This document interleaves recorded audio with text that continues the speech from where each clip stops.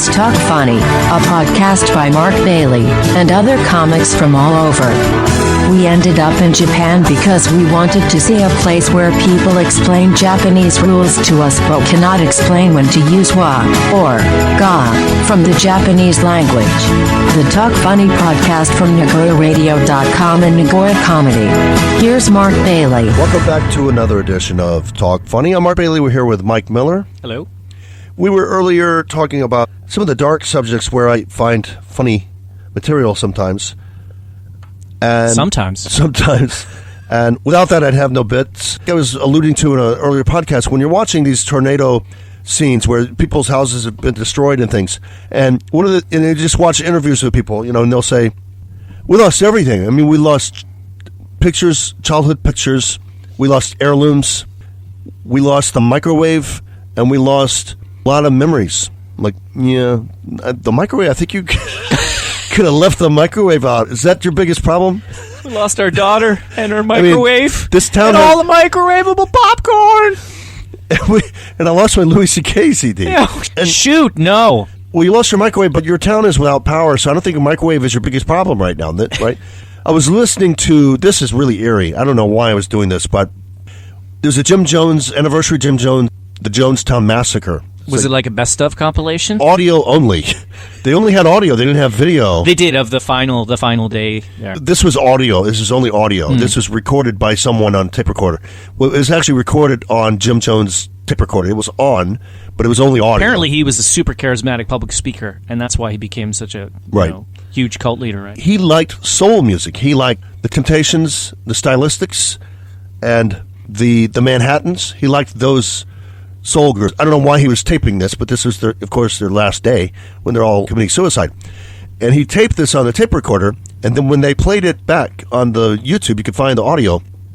You can hear on the other side, it's going backwards. The other side is music, but on the front side is people with his speech and telling people dying, give it to your children first, and then you take it. And they had a nice black lady, and she goes, maybe could we call Russia again? This maybe Soviet Union could help us or something. And he goes, no, I'm tired. And I'm thinking, maybe a nap. Maybe everybody take a nap. Yeah, let's think about this. Think about it. Think about this a little bit. I'm tired, so I'm just going to kill myself.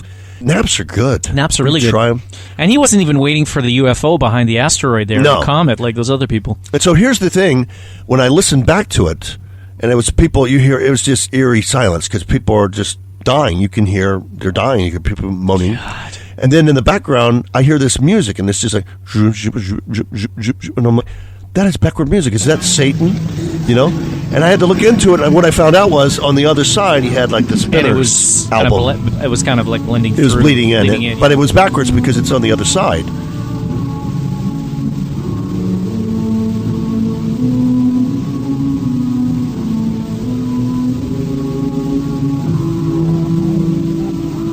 And that's where I got my joke, where I did the Judas Priest joke, and I said, I'm not saying my humor's dark, but Judas Priest is suing me for making them suicidal because they've seen my act, right? Because Judas Priest is famous for being blamed for this kid Ladies killing and gentlemen, himself. you do not want to listen to Mark Bailey's act backwards. It's been known to cause... buy our Patreon package. When I do it backwards, I like my life. Yeah, exactly. It's like a country song backwards. You get everything back that you lost. If you play it backwards, you can hear me whisper. And not shout. That's another example of the most inappropriate places you can actually come up with actually pretty good humor. And Mike will deny this, but Mike had a pretty funny bit, I thought, a long time ago about a lady who was worked to death, and you had a lot of fun with that. Yeah, the woman who... She worked herself to death. Threw herself. In Japan, we actually have a word for that, karoshi. Yeah. Because it never happens, that's why we have a word for it. That's why we have a word for it that's always in the newspaper, yeah. You know how we never eat wasabi in Japan? That's why we have a word for wasabi. That's right. Yeah, and I mean, it was just a joke that talking because there was this woman. It was a famous case of this woman who actually she'd thrown herself off a building.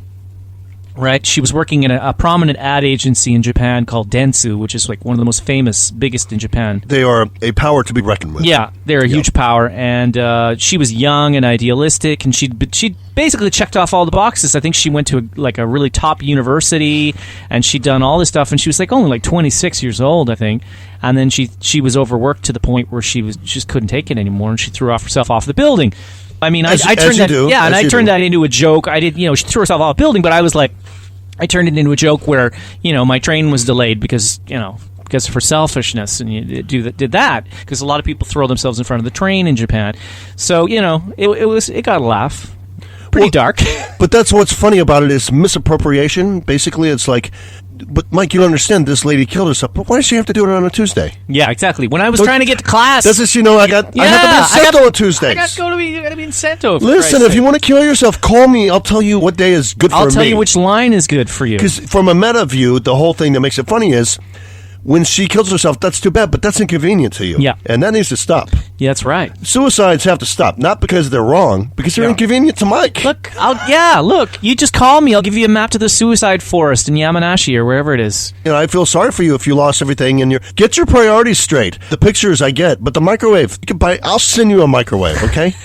We lost a microwave, and then we were taping the Tonight Show. My favorite, and now I'm never going to see it. My favorite is, and it was the best one. Oh my God, Jimmy Kimmel was there with what's his name? Who's the host of the Tonight Show again? Jimmy Fallon. Jimmy Fallon. It's Jimmy and Jimmy. Yeah. Anthony Jeselnik had one where he said the Sunnis and the Shiites were fighting. They were both saying their God will prevail, and it's the same God. What does Allah do? Does he flip a coin?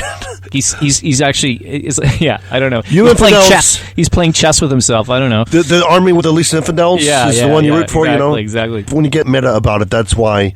When I told it to my daughter said, "Well, that's insensitive." I know. I'm not a counselor. I'm not on the suicide hotline. You do not want me on the suicide hotline. And that's a funny scenario too. You think about it. It's like I had to work on the suicide hotline. It's like, well, what happened? Well, our suicide rate skyrocketed. I've been doing really well. Oh, you mean that's not the goal? I've been thinking of doing myself in. Okay, how are you thinking of doing this? Well, I was thinking get some pills and just take a lot of them. That doesn't work a lot of times. This is what you want to do. Get Steve Howard's book, get a chair, get some rope, read the book, stand on the chair, use the rope. I promise this will work. If it doesn't work, call me back. If it does work, you don't have to call me back.